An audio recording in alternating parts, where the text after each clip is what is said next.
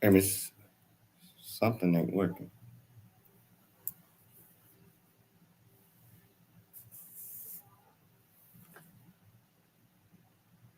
I don't hear anything.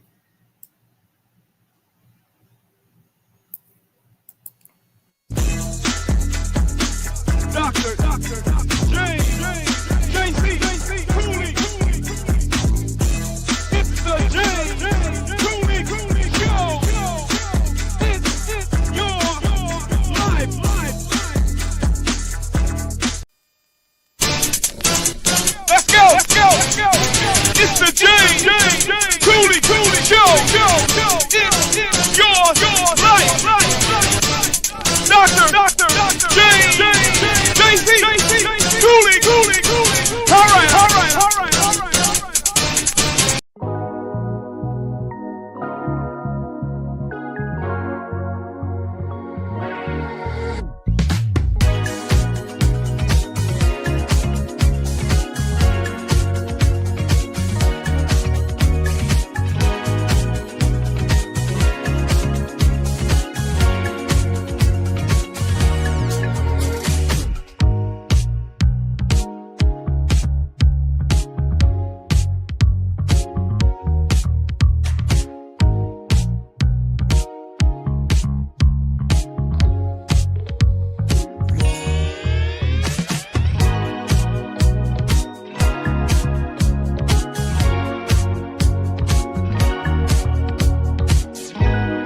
The James Cooley Show, It's Your Life, can be heard every Sunday at 6 p.m. right here on 660 AM The Answer in Dallas-Fort Worth. Life is full of circles, cycles, phases, and stages. It's your choice to ignore them or embrace them. Motivational speaker, author, military veteran, and founder of the J.C. Cooley Foundation, James Cooley, and his guests will inspire and equip you to strive for your own greatness and overcome adversities. Listen to The James Cooley Show, It's Your Life, every Sunday at 6 p.m. right here on 660 AM The Answer in Dallas-Fort Worth.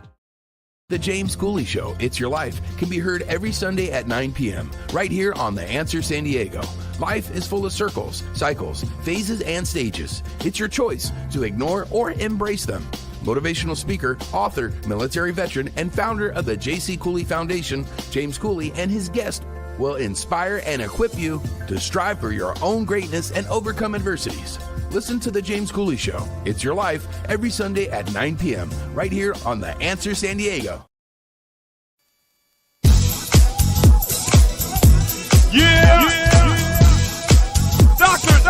James J.C. Cooley. The James Cooley Show. It's your life. Yeah.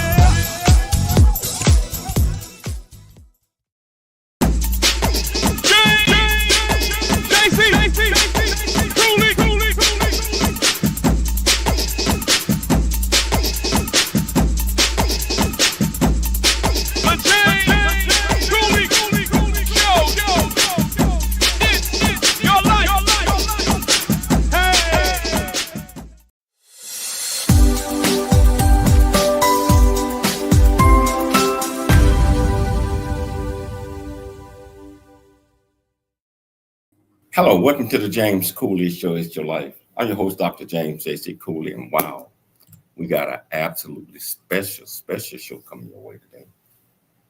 And we got a panel that's going to help us discuss Dr. Martin Luther King celebrating his birthday. His birthday is today. And it's something that need to be talked about. More people need to get a better understanding of the impact that this man had on all of us, not just in America, but around the world. So I'm excited. I'm excited to have this panel on board. And I tell you what, whichever platform that you're watching us on, if you want to be part of this conversation, all you have to do is go to the comments, ask any question that you might have. I promise you we'll get you an answer. Michelle, I wanted, first of all, how you doing? How you doing, Michelle? I'm doing great. How are you? I am doing just fine. I'm excited about this show, and I'm excited about this panel. So can you do the honors by introducing the title of the show, the purpose of the show, and let's introduce this panel. Yes. The title of the show is basically celebrating the life and legacy of Dr. Martin Luther King Jr. And we are celebrating his life and legacy with our panel today. First, we have Dr. Herman Archibald. He's the Vice President and Chief Information Officer at Navy Marine Corps Relief Society and also a United States Navy veteran. We have Raymond D. Kemp Sr. He's also a United States Navy military veteran, global speaker, leadership navigator, team trainer, founder, president of Kemp Solutions, LLC. We have Jason Talley, the creator of AI Bible Sagas. And we have Dr. Renee Toppin, the founder and CEO of Black Women Who Want More Academy. And she's also a whole life empowerment coach. And we have Phillip White on the show. He's the president and co-founder of Theoria Technical College. And again, we're going to talk about the legacy of Dr. Martin Luther King Jr. and how his legacy has influenced the lives of others. Welcome, everybody, to the show. Hello.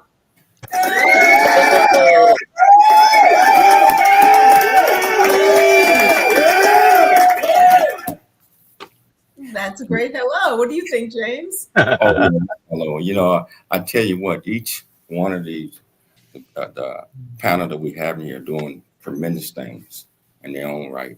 And I believe that through Dr. Martin Luther King, I'm talking about actually what the foundation that he laid out paved the way for us to be doing great things and also to do it for others.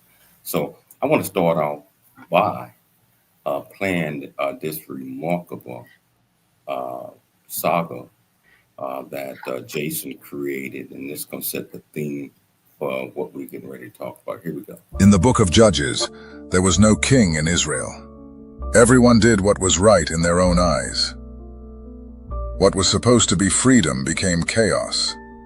Because when people forget where they came from, they forget who they're supposed to be. Israel didn't fall all at once. They drifted. Comfort became complacency.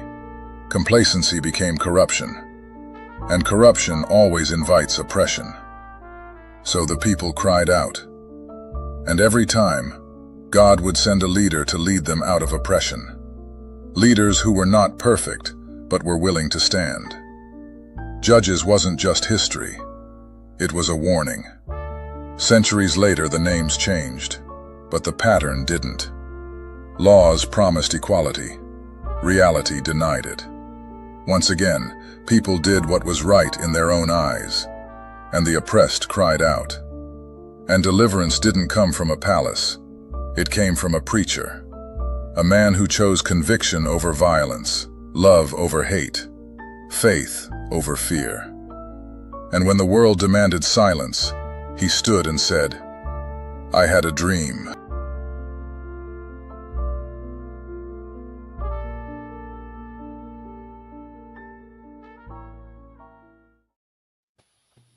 Wow, that was so powerful. That was so powerful. To bring us into what we're going to talk about today. So I'm going to turn it over to you, Michelle. Great. Thank you, James. So I'm just going to start with Phillip. Phillip, in your opinion, how did Dr. Martin Luther King's leadership shape the civil rights movement of the 1950s and 1960s? Okay, starting out with me. All right. Dr. King shaped the movements for me by grounding them in pretty much moral authority and faith, I would say. Not just average protest. He gave it a conscience. If you really want to talk about his leadership, forced America to confront a lot of the injustice without actually being dismissed in chaos or retaliation or what people call rebellion. You know what I mean? So he made it visible while keeping everything dignified and intact. And because of that balance, it forced them to, it moved the nation for me. So that's what I would say. Okay. Jason Talley, in what ways did Dr. King's use of nonviolent protests in your opinion, changed strategies for social movements in the past? Well, I think the use of nonviolence put people in a position to have to reflect on themselves as well, right? So, like, you know, we hear the like, I mean, the saying two wrongs don't make a right, right? So, like, if you have people that's coming at you in a very aggressive manner and you just standing there in a non-violent way, you pretty much keeping it peaceful, and as well as like pretty much just we just want everybody to be treated equal. Like, it pretty much puts some people in that time frame. I believe it put some people in a mindset where they had to rethink of how they was treating people and stuff like that. That's my answer on that. Thank you, Jason. Dr. Renee Toppin, let's hear from you. Why do you think there are leaders like Dr. Martin Luther King Jr.? Do you think there's such leaders today in our great country? I think that there are fewer. There are few and far between. And I think we are living in such a volatile political time that people are so fed up. You know what I mean? I mean, John Lewis with Good Trouble. I think John Lewis may have been the last of the, because now we have members of Congress and we have political leaders that are more aggressive. Even you find sometimes ministers being more aggressive and wanting to turn towards more aggressive tactics. But I don't think there are very many Martin Luther King Juniors in this climate, because I think that people are just tired and they don't feel like it has worked, and they're really ready to resort to more aggressive tactics. Even the peaceful protests are being met with violence. And so I think it's really escalating, unfortunately. Thank you, Dr. Renee. Raymond Fleet Kemp, how are you doing today? I'm well, so excited to be here with this prestigious panel and with these amazing hosts. It's certainly a pleasure to be with you, Dr. Cooley. We're excited to have you here as well. I'm gonna pick on what Renee said. Dr. Renee said she doesn't think that there's many leaders like Dr. King today. Do you think, in your opinion, are leaders more like trying to get on the safe side instead of just really speaking out and doing something, instead of just, there's comfort and then there's speaking out despite? Because just Dr. Martin Luther King, if you read his autobiography, he was not afraid, or he also knew that his time was going to be short. So what are your thoughts on that? I would say that it is that Dr. King made it cool to lead with passion to the point to where it was dangerous to lead without it. And I think because of his ability to lead with passion in a non-violent way, it created a pedestal for some to look at him when it comes down to the way he led and the voice that he had. In all due respect, I think that there's many more Martin Luther King-esque leaders in our communities now than there have ever been, because we're more educated, we're more aware of the rights that we should have, and more people are occupying the space in which they stand by standing, as some would say, 10 toes down on the rights that we should be afforded. Unfortunately, the noise of today is very different than in the civil rights era. There's so many more voices. There's just a ubiquitous flow of news reporting, or news commentary rather than news being reported. And the internet machine has created a space where everyone can have a voice. And so regrettably, I think that the voices that are standing on business and speaking truth to power and standing against all of the efforts that seem to be waves against us. I think there's more voices, but I think they're being very intentionally squelched out and in other ways drowned out by the other noise. Wow. Wow. We're going to have to hold that thought because we've got to take a station break. But I tell you what, we're going to come back and talk a whole lot more about this. And if you, whichever platform that you're watching us on, if you want to be part of this great conversation, all you have to do is go to the comments, ask any questions that you might have.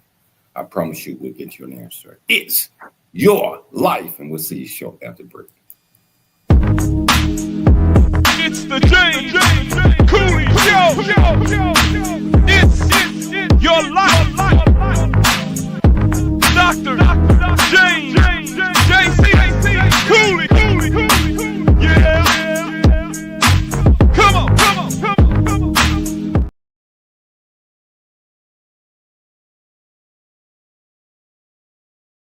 Really get a chance to know who you are.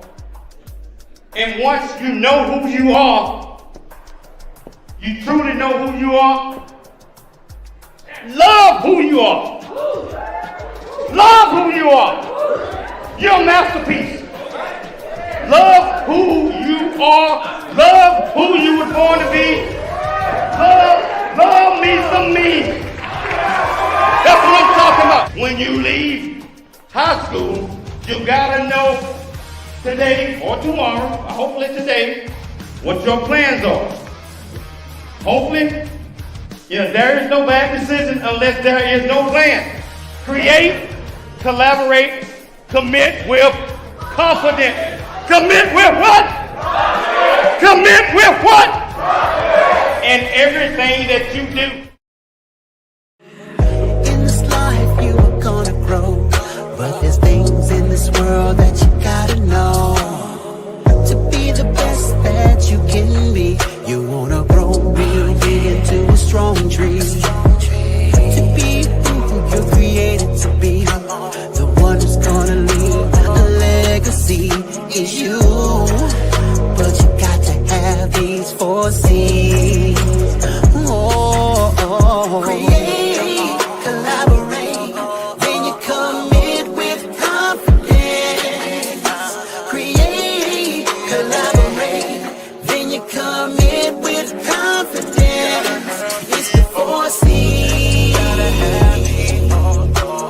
Oh yeah. It's the 4 C's.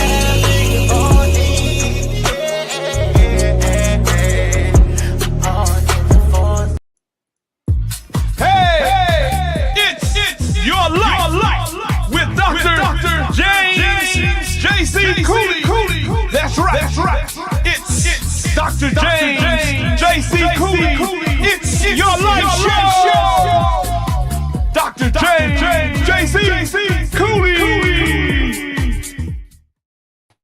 Hello, welcome back to the James Cooley Show. It's your life, and today we are celebrating and the legacy of Dr. Martin Luther King Jr. and a lot of things that he opened doors for generations to come. And I think that we are, enjoying the fruits that he left us with.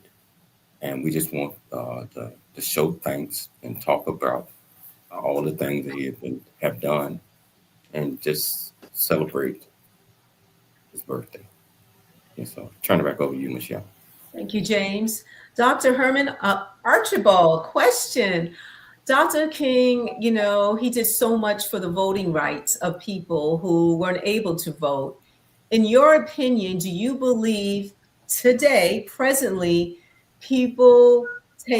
some people take for granted when they say, "Oh, my vote don't count. I'm not going to vote," and whatever election, whatever thing that's going on. Do you believe that some people may take what Dr. King did for us for granted when it comes to voting rights today? Sure. Short answer, I do think we take the vote for granted, but this is not a new phenomenon. When Dr. King was in the South, the people in the South, because I grew up about 60 miles from where all of the things were going on there.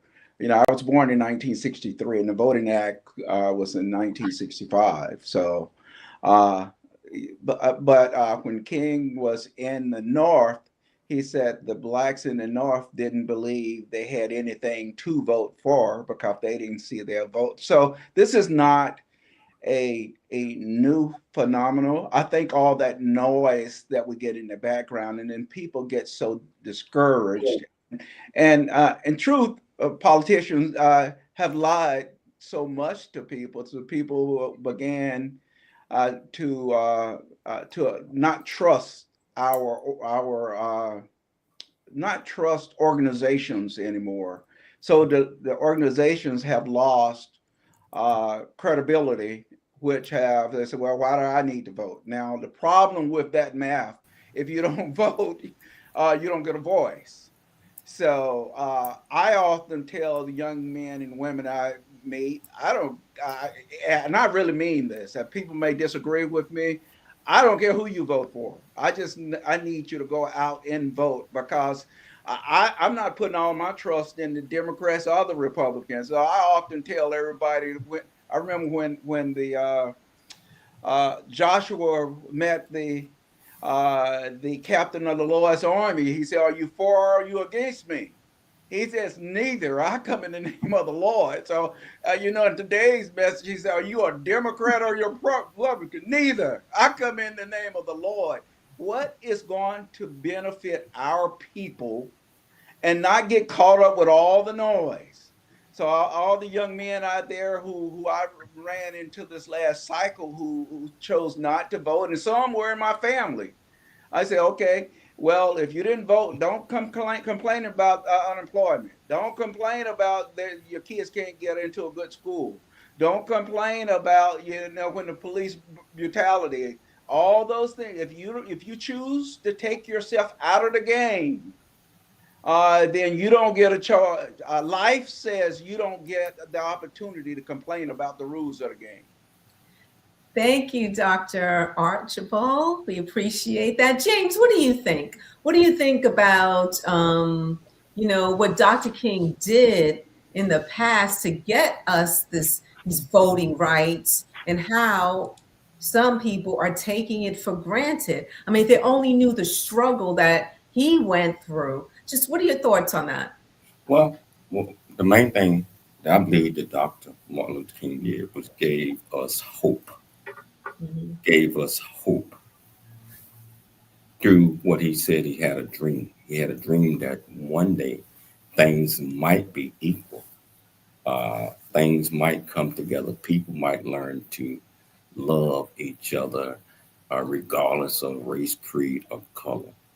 And with the Voting Rights Act in 1964, with the march on D.C., that gave hope that you could do this and that we are entitled to rights, human rights, equal rights, civil rights, through him, and him not being afraid to go out and speak his mind. And also what he taught was nonviolence, through nonviolence.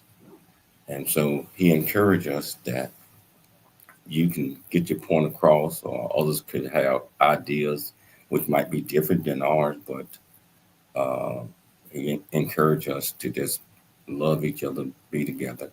And through the Voting Rights Act, that changed a lot of things that we see today. But now, as you see, we're having challenges again because the Supreme Court might be getting rid of that. And Yes. that set us back 100 years almost. So, Thank you, James. Thank you, James. So I'm going to go around the room basically, and in a minute or less, let's talk about what Dr. King, what did he personally mean to you? and how he's inspired you. Let's start with you, Phillip. What did Dr. Martin Luther King Jr. mean to you, and how has he inspired you personally? I know I wish I could show you on my wall, but he's actually on my wall over here. Me personally, he told me, well, one of the lessons I learned was, perseverance. Because of that, I'll be honest with you, I'm a black man who owns an accredited college, which is kind of rare. But I say that to say this. My first days sitting in this seat, one of the biggest things is that I wanted our education to speak for the school and what we did here and not my color. One of the biggest factors I had to come up with is to ensure that that message was concrete. Because obviously a lot of people don't want to see us succeed, right? So with that being said, I and my staff wanted to make sure that we do just that. So with as many gatekeeping doors that were there, I kept knocking.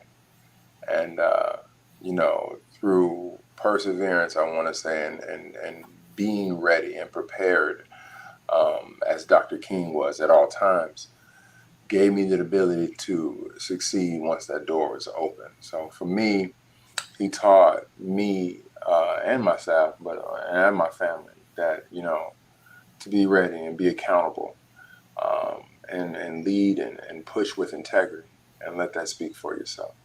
Thank you, Phillip. Jason, what did Dr. King personally mean to you?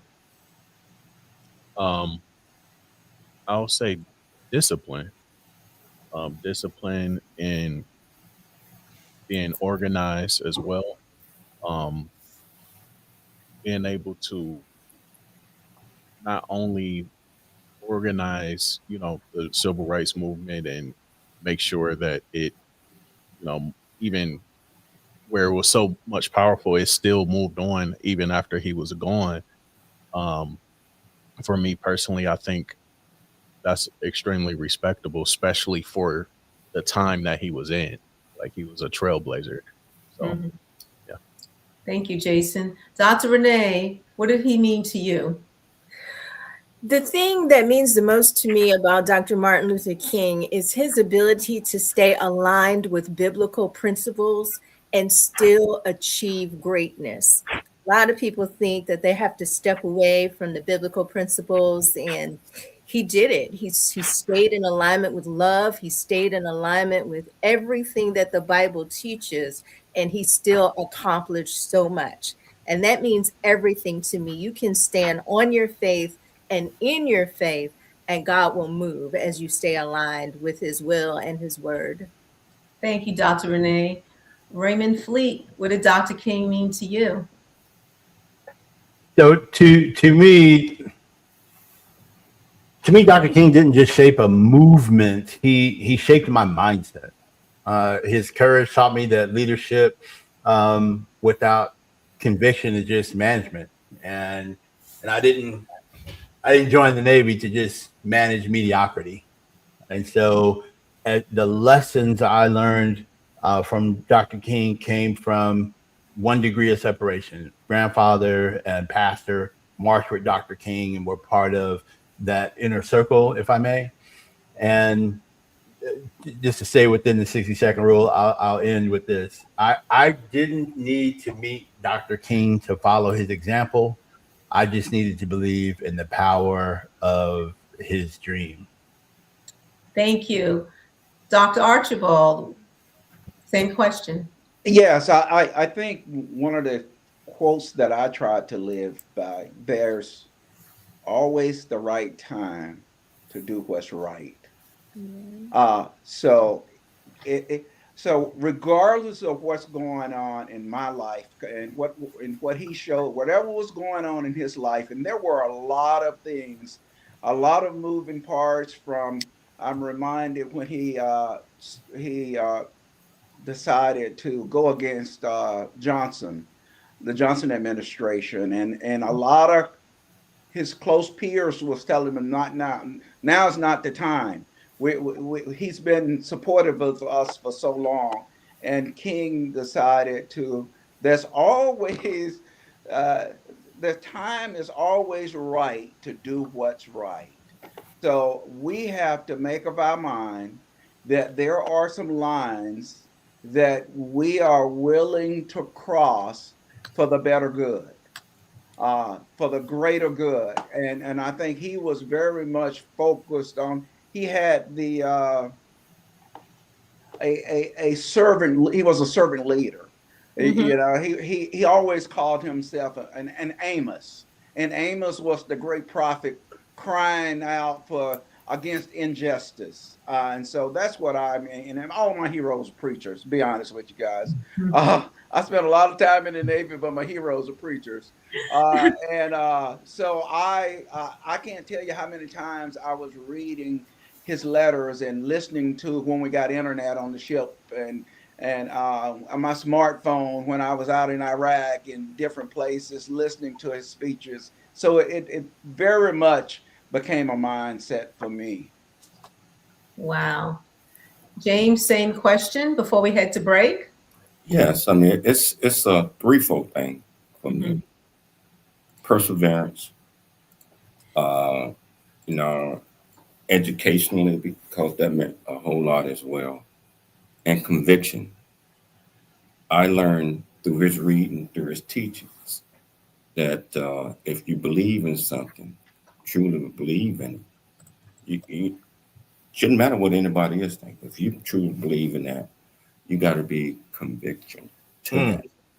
You know, so as you already know, Michelle, I'm stubborn. If I believe in something, and truly, ain't nobody gonna change my mind. Also, with our perseverance, we all gonna get knocked down. He got knocked down many, many times, but got back up and stayed on message. Stayed on message. He did not veer from message at all. He stayed on message. You know, because that's what he knew that God had placed him here to do. And through education, you know, he is probably the biggest influencer for me. Staying in school, I went to school, I know what you already noticed, about 35, 40 years. Yeah, because I couldn't give it up. I just wanted to. I mean, I felt that drive came from him. When somebody tell you you're not going to amount to nothing, you have to prove them wrong. I mean, prove yourself wrong that you're going to amount to something. So I tell you, with that being said, we're going to take a station break, but we're going to come back. We got a lot more to talk about, and this is an absolutely fantastic panel. And if you want to be part of this conversation, all you have to do, just go to the comments, go to the platform that you're watching this on, go to the comments that's in the question that you might have. I promise you we'll get you an answer. It's your life, and we'll see you shortly after the break. Oh, it's your life with Dr. James J.C. Cooley. That's right. It's Dr. James J.C. Cooley. It's your life show. Yeah. Dr. James J.C. Cooley.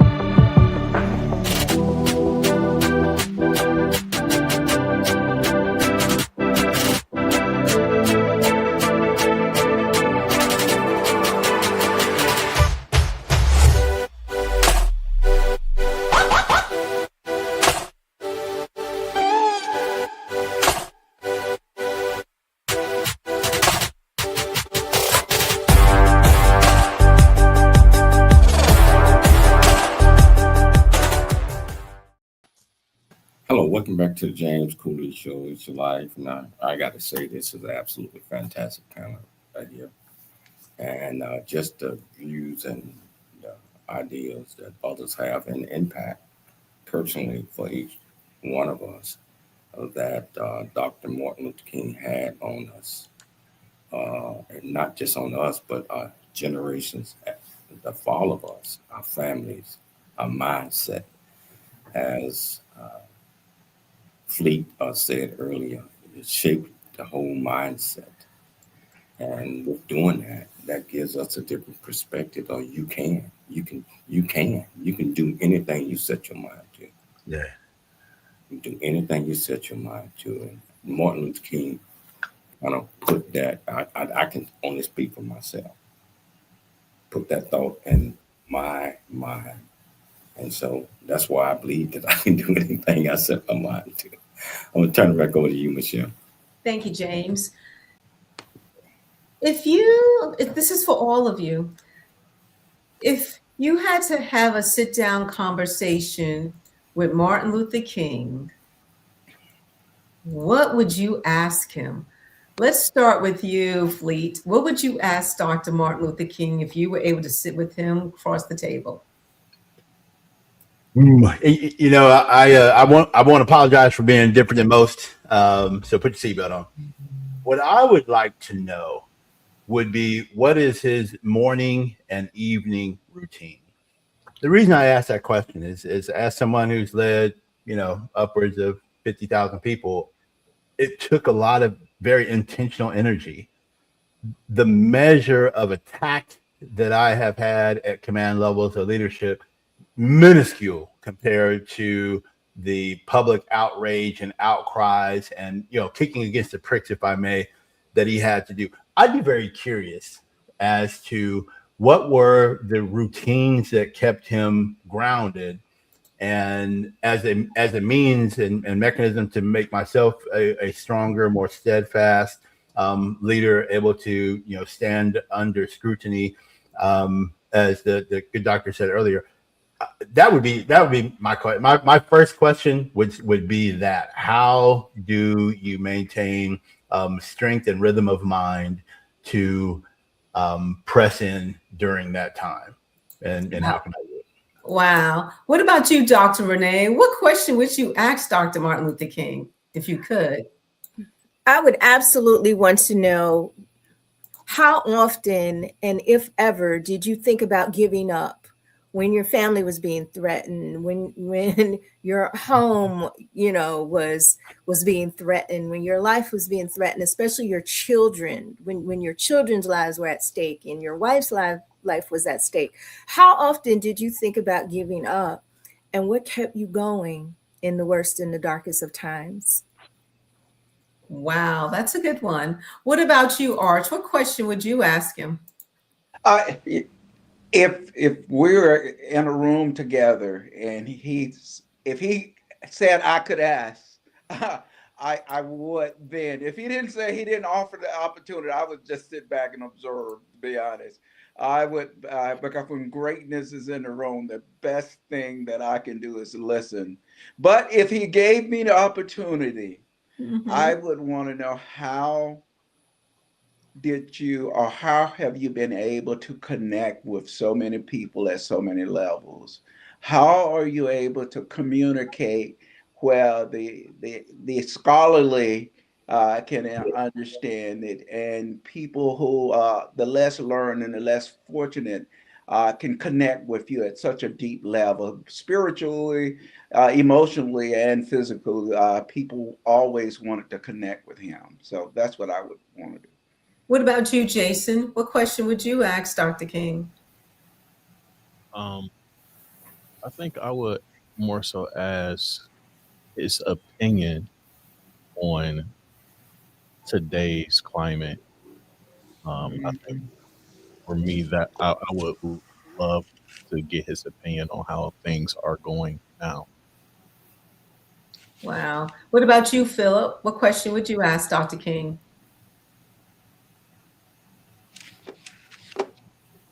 Phillip? Phillip. What question would you ask? Can you hear me? Yes, we can hear you now. Okay, perfect. What question would you ask Dr. Martin Luther King if you were sitting across the table from him? You know, I did hear the question earlier, but I can't hear you now. But for me, wow, if I had the chance. You know, for me, I saw a lot of strategic like silence in Dr. King. So I would want to ask him, because when he chose patience, that allowed his, you know, all the work that he did to speak louder than the perception of what people thought of him, I'd ask him, how did he feel about that? That'd be my question. What about you, James? What question would you ask Dr. King if you had the chance? First of all, I would ask him, where did the strength come from, other than God? Where did the strength come from when it dealt with the flesh? When it dealt with the flesh, the flesh burn when it comes to certain things, when you know that you could be assassinated at any given time because the way the world was at that time. And but I would want to know, where did the inner strength come from other than the Lord that kept him focused, that kept him on point, that kept him doing everything he did up to the last moment. Wow. So, Renee, question. So, how do you think the celebration of Martin Luther King's birthday and his legacy, is there any way you would do it differently than what is currently happening today? I think there are diverse celebrations all over the country, and all of them are acceptable, accurate representations of how people feel about who he was. There's nothing I would do differently other than maybe organize another march. I mean, put together another march if we could, to the scale of his march on Washington.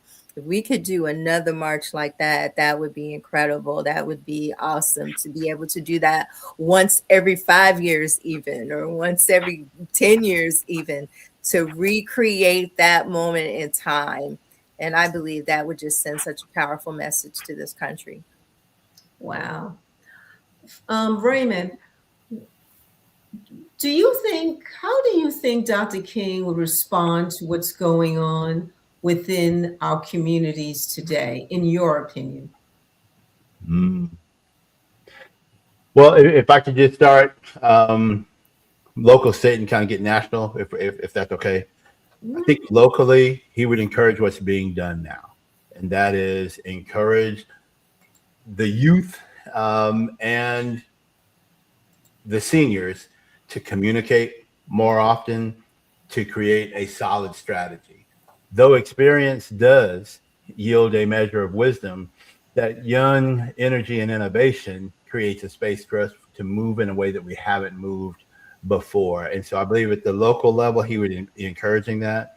At the state levels, and I happen to live in a great nation of Texas, I think at the state level, it would certainly be diverse, means of communication, but certainly one would be encouraging, young people to get out and vote, and educating people on the importance of voting. And then nationally, I believe what he would do is what he did do. That is, go overseas and communicate with countries that are beyond the continental U.S., so that they realize that there are voices within the United States that are of sound mind and making decisions with a global perspective in a way that we can impact in a good way the peace around the world. And I'm not saying that there should be a hard line on peace, but what I am saying is there should be a hard line on our willingness to communicate with others. And I firmly believe that Dr. King would be intentional about representing us beyond the borders as well. I think we have time for a break, James. Yeah, we're getting ready to take a station break, but this is so interesting. I tell you what, it's not too late to become part of this great discussion. All you have to do is go to the panel that you're watching us on. Ask any question that you might have. I promise you we'll get you an answer. It's your life, and we'll see you shortly after the break. In the book of Judges, there was no king in Israel. Everyone did what was right in their own eyes. What was supposed to be freedom became chaos. Because when people forget where they came from, they forget who they're supposed to be. Israel didn't fall all at once. They drifted. Comfort became complacency. Complacency became corruption. And corruption always invites oppression. So the people cried out. And every time, God would send a leader to lead them out of oppression. Leaders who were not perfect, but were willing to stand. Judges wasn't just history. It was a warning. Centuries later, the names changed, but the pattern didn't. Laws promised equality. Reality denied it. Once again, people did what was right in their own eyes, and the oppressed cried out. And deliverance didn't come from a palace. It came from a preacher, a man who chose conviction over violence, love over hate, faith over fear. And when the world demanded silence, he stood and said, "I had a dream."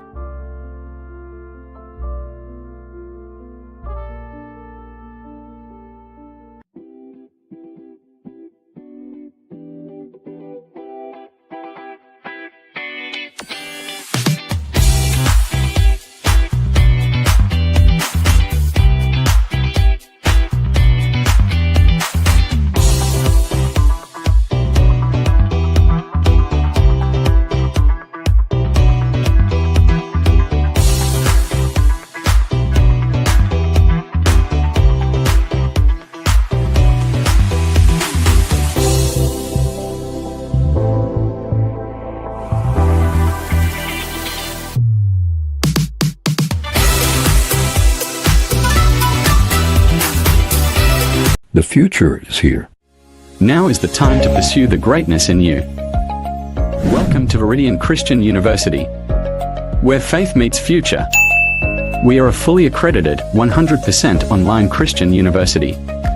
We offer bachelor's degree, master's and doctorate degree programs, built for students like you. Affordable tuitions, 30+ degree programs, 100% online and flexible. Integrating faith with learning. Study from anywhere at your pace. At VCU, we do not just prepare you for a degree. We prepare you for purpose. Discover who you are. Grow in faith. And build a future that impacts the world. Are you ready to start your journey today? Visit www.viridianchristianuniversity.com. Apply today and be among the global leaders.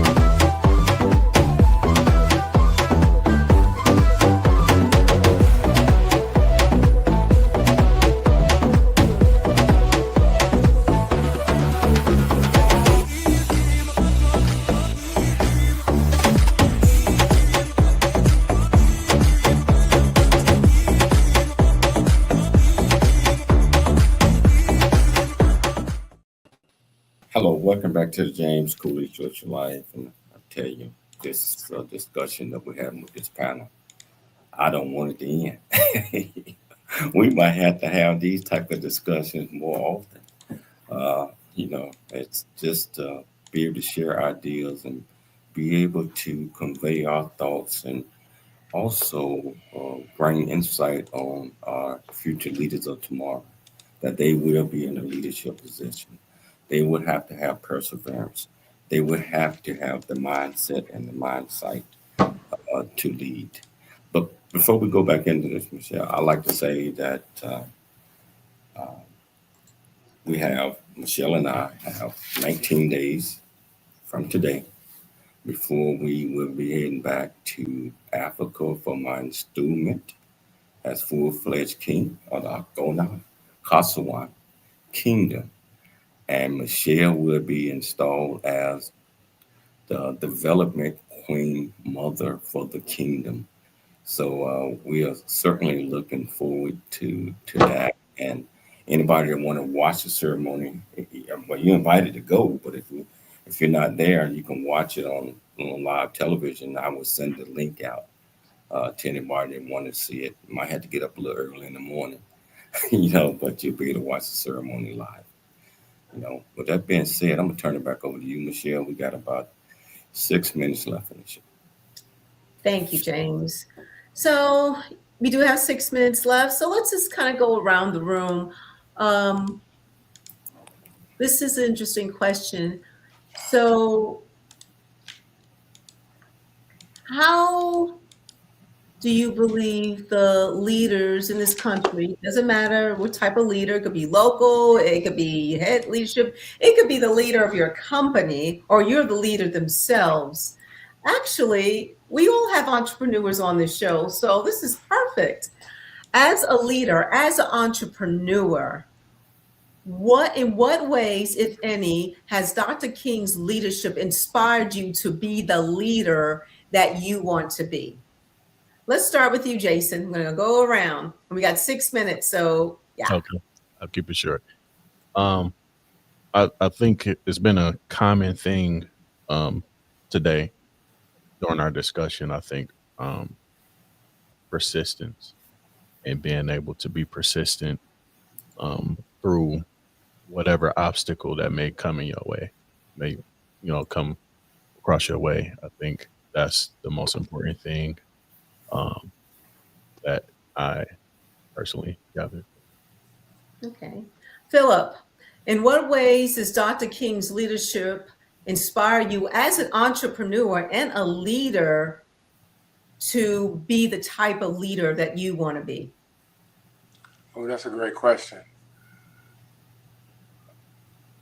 I would say for me, it gave me the ability to not only teach a lot of lessons to everybody who's around me and helping them understand that, his attributes obviously extended beyond his history. And it gave me the ability to use those things and the words to help them understand how to push, their agenda as far as like economic outcomes and generational progress. For me, it's those two items, especially with the youth today. I want them to understand that even with myself as well, that through these actions, we can move mountains. And creating that awareness itself is big for me. So standing down on my own two toes, if you want to say it like that. But those are some of the attributes that I understand that happens. Being a voice and standing firm. Wow. What about you, Arch? I think the word that comes to mind for me is excellence. If you want to be, we have to be excellent in what we do. I'm reminded of the speech he gave. Said, if you want to be a street sweeper, be a great street sweeper, where the living and the dead will know that their lives are great street sweeper. So excellence. If we decide we're going to be excellent and just do our very best in our race, the other parties, our race is not with me, with other people. My race is with me. If I can be the best me I can be, I don't have to worry about being the best James I can be. Great. What about you, Dr. Renee? Peacefully passionate. A peaceful, passionate leader. He would inspire me to be a peaceful, passionate leader that leads dreamers.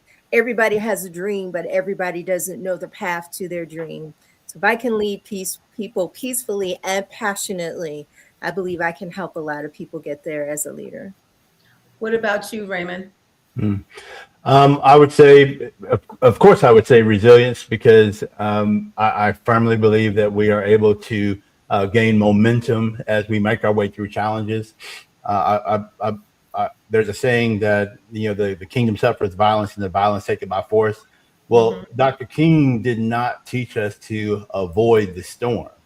He showed us how to walk through it with dignity, purpose, and with power. And that is something. And for your listeners, if some of this sounds familiar, it's where you should be leaning in and paying attention and ensuring that you're modeling that for your team as well.